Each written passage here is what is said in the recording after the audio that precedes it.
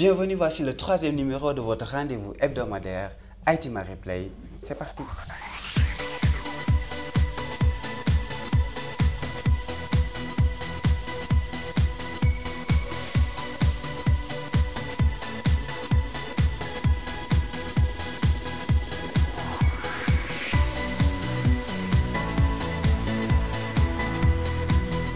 Alors dans ce numéro, il sera question de parler de Cloud Pro lancé par Orange, du quotidien Fratmat qui évolue donc, qui propose la lecture de son journal sur les mobiles MTN, le combat de gladiateurs sur les applications mobiles, plus on avance, le Wi-Fi devient de plus en plus rapide, les PME tunisiennes qui s'invitent dans les ERP et le coup de gueule concernant Content et Excaf Telecom, le corps humain qui transfère les données et pour terminer, les canaux sociaux les plus utilisés dans le monde. Restez connectés, la suite, c'est tout de suite. Orange Business Services a procédé la semaine dernière au lancement de sa nouvelle offre qui s'intitule Cloud Pro d'Orange selon le directeur général de Orange Business Services. Orange Business Services, je le rappelle, c'est une filiale du groupe Sonatel. Donc selon son directeur général Tiekou Tramé, cette nouvelle offre a pour objectif d'apporter à leurs clients les dernières technologies et les services de télécommunication les plus utilisés. Revenant sur l'objectif justement du produit Orange Cloud, donc Cloud Pro by Orange, le directeur d'OBS, Orange Business Services, a affirmé que le cloud est une technologie qui permet aux entreprises de dématérialiser, j'y arrive, de dématérialiser. En fait, la dématérialisation, c'est justement le fait de se démarquer du papier, quoi. Tout ce qu'on fait désormais, on essaie de le faire avec l'ordinateur, avec les services numériques, quoi. Alors, la dématérialisation pour les entreprises et de les infrastructures, bien sûr. Donc, c'est une solution, le Cloud Pro by Orange permet d'avoir donc une dématérialisation des infrastructures et les solutions informatiques sur Internet de façon totalement sécurisée. Donc cela permet, toujours selon le directeur d'Orange Business Services, donc le service Cloud Pro Orange permet un accès facile aux applications de l'entreprise 24 heures sur 24, 7 jours sur 7 via Internet. Le Cloud Pro d'Orange, donc le Cloud Computing, permet également de réduire considérablement les dépenses des entreprises. En Côte d'Ivoire, le quotidien d'information Fraternité Matin et l'opérateur MTN ont lancé un portail d'information dénommé Fratmat Express. Alors, accessible via le mobile, ce service va rapprocher l'information de la population. Alors, selon MTN, ce nouveau service permettra de fournir aux abonnés, donc aux abonnés MTN, un flux continu d'informations crédibles et fiables. Fratmat Express, donc c'est le nom de cette nouvelle offre, de ce portail. Donc, Fratmat Express offrira aux souscripteurs des informations selon plusieurs catégories et rubriques telles que le sport, telles que les offres d'emploi, par exemple, les bons plans, la situation du jour et la rubrique on chuchote. Bon, ce type de service existe déjà au Sénégal via au moins 2 opérateurs qui offrent donc ce service. Il suffit de composer un numéro court. Les numéros courts, vous composez, vous écoutez et puis vous avez toutes les infos, l'actualité, le sport. Mais attention, c'est un service payant. Google préparerait une réponse à WhatsApp avec un focus sur les marchés émergents. Alors, qui ne se rappelle pas de WhatsApp lorsque Facebook a racheté cette entreprise de messagerie mobile à 16 milliards de dollars? Alors, WhatsApp, c'est une application mobile qui permet d'échanger des messages de type SMS sur des plateformes multiples. Donc, depuis que cette solution, depuis que ce startup est dans le giron de Facebook, on entend presque parler de lui. Peut-être que Facebook nous prépare quelque chose, mais pendant ce temps, Google préparerait une application concurrente pour faire face au succès grandissant de WhatsApp. Alors, on les voit tous, ces applications, il y en a énormément, on les appelle les IM, Instant Messaging. Par exemple, il y a Line, il y a WhatsApp qu'on connaît déjà, il y a Viber qu'on connaît aussi et qu'on utilise beaucoup au Sénégal, il y a Kik, il y a WeChat. Alors, ces applications, Google lorgnerait de leur côté pour voir un peu qu'est-ce qu'ils peuvent faire pour concurrencer. Alors, ce qui nous étonne un peu, c'est le fait que pourquoi Google s'intéresserait à ce système, à cet écosystème des applications de messagerie mobile, alors qu'ils ont déjà Hangout qui est déjà intégré dans Gmail et qui est utilisé par des centaines de millions d'utilisateurs. Au Sénégal, Gmail est très populaire. Alors, ce qu'on voit, c'est que Google a depuis quelque temps une nouvelle stratégie. Par exemple, pour ce qui est d'Android, ils ont lancé Android One qui est destiné au marché émergent, qui est une version allégée de Android. Peut-être que c'est comme ça qu'ils vont essayer de pousser un peu une application. Bon, le nom n'est pas encore disponible, mais ce sera, si en tout cas la rumeur est confirmée, si l'information est confirmée donc par Google, ce sera une application like Hangout, mais qui offrira peut-être des fonctionnalités beaucoup plus allégées. Samsung annonce un Wi-Fi à 4,6 gigabits par seconde. Wow, c'est beaucoup ça. En fait, le constructeur coréen a annoncé le 12 octobre dernier avoir développé une technologie de communication sans fil permettant d'atteindre 4,6 gigabits par seconde, donc 575 mégaoctets par seconde, soit plus de 5 fois les 866 mégabits par seconde qu'utilisent aujourd'hui au mieux les appareils électroniques grand public, c'est-à-dire la norme 802.11n. Alors aujourd'hui, ce qu'on voit par exemple pour faire un transfert de film haute définition d'un appareil à un autre, on prend par exemple, ça prend quelques minutes, c'est-à-dire si tu as 3 appareils, un ordinateur ou 2 ordinateurs et un smartphone plus un téléviseur smart et par exemple vous voulez transférer un film de plusieurs dizaines de gigas, ça prend quelques minutes. Mais avec cette nouvelle technologie que Samsung va lancer à partir de 2015, si tout se passe bien, donc ce sera intégré dans déjà des appareils et là ça permettra d'aller plus vite quoi. Le Wi-Fi ça va vraiment devenir très intéressant parce que pour envoyer des fichiers très lourds, des dizaines de gigas, ça prendra que quelques secondes alors que vous n'aurez plus besoin de câbles filaires pour faire donc transiter ces données. Alors, le premier produit qui devrait utiliser cette technologie de Samsung, si elle fonctionne à partir de 2015, ce sera certainement les équipements de télécom, les appareils médicaux audiovisuels ainsi que ceux destinés aux usages domestiques et l'Internet des objets.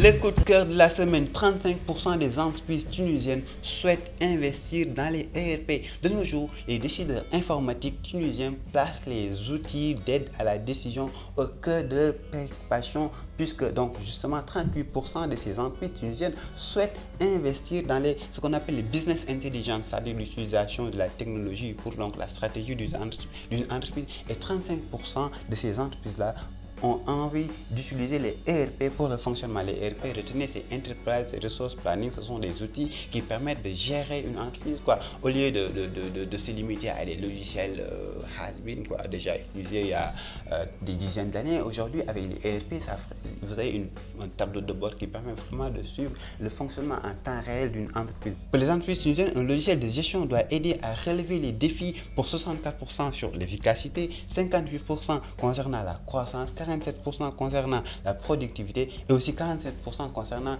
le service client.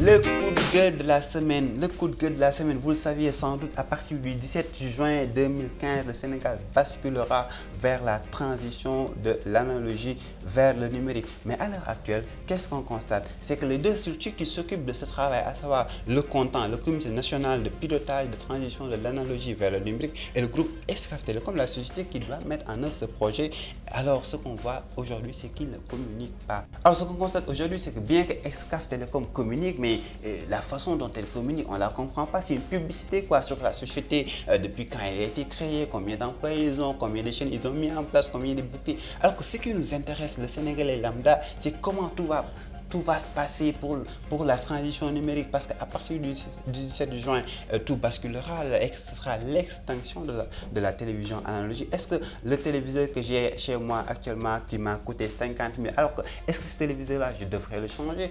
Je songe à acheter un nouvel appareil qui va me coûter 150 000 ou 200 000. Est-ce que cet appareil sera compatible? Est-ce que les commerçants qui continuent à importer des appareils non compatibles, est-ce qu'il y a un décret qui leur dit vous ne pouvez plus le faire? Est-ce que ce décodeur là je vais l'avoir gratuitement? Il va coûter 35 000 selon certaines informations. L'État va subventionner jusqu'à 30 000. Les 5 000 francs qui seront déboursés, qui va débourser ça? Le Sénégal lambda, n'importe qui va pouvoir donc acheter un décodeur, ou bien tout simplement il faut donner des garanties comme quoi vous avez un téléviseur chez vous pour pouvoir avoir la TNT.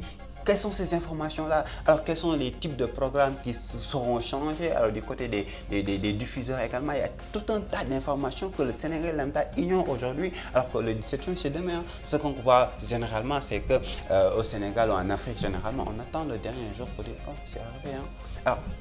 Alors que là, il nous reste quelques mois, on devrait se mettre au travail, expliquer, faire du porte-à-porte ou bien faire des campagnes de communication. Bon, peut-être porte-à-porte, c'est un peu trop, vous voyez ce que je veux dire. Mais quand même faire une communication beaucoup plus axée sur l'utilisation même de cette transition, de comment tout va se passer et combien ça va coûter aux Sénégalais lambda. C'est une chose sur laquelle il ne faudrait pas badiner. Alors là, pas du tout.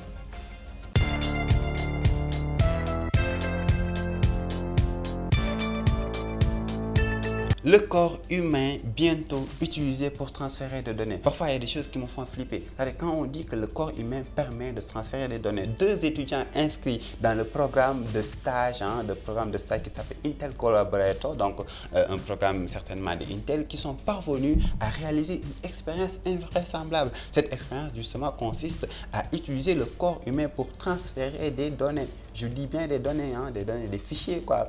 Transférer un fichier à partir du corps humain. Alors, pour transférer ces données, ces 2 étudiants ont d'abord conçu un anneau qui conserve le signal électrique transmis de la machine d'origine pour la machine destinataire. Donc, à partir de cet anneau, il suffit tout simplement que la personne mette ses 2 doigts sur l'ordinateur et puis les capteurs retranscrivent donc le signal de cet ordinateur vers l'autre, bien du corps humain vers donc l'ordinateur.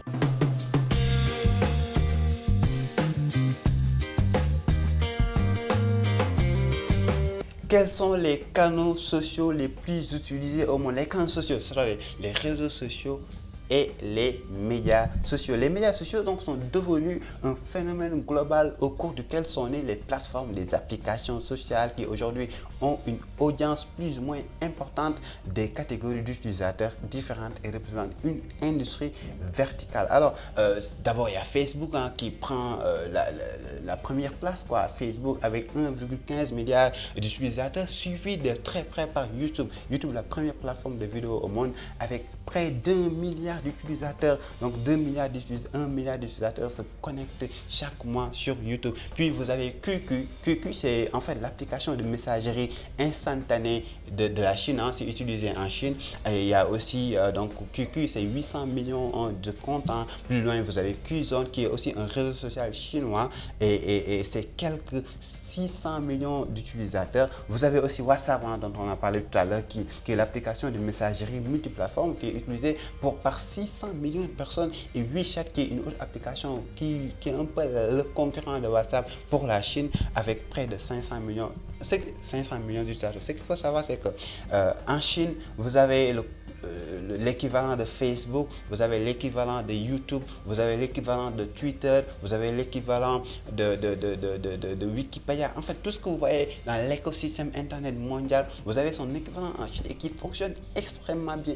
Même Google, le moteur de recherche de Google, il a son concurrent qui s'appelle Baidu en Chine, qui est vraiment bien là-bas, qui occupe pratiquement 90% des parts de marché. Pour dire qu'en Chine, ils ont leur propre Internet, quoi. Mais aussi de notre côté, le reste du monde, il y a des chiffres qui sont intéressants. Donc des chiffres que vous pouvez découvrir en bas donc, de cette vidéo avec le lien qui va vous mener vers l'infographie. Sans oublier justement Google Plus avec 300 millions d'utilisateurs, LinkedIn, le réseau social professionnel avec 300 millions d'utilisateurs également, et Twitter, 250 millions d'utilisateurs.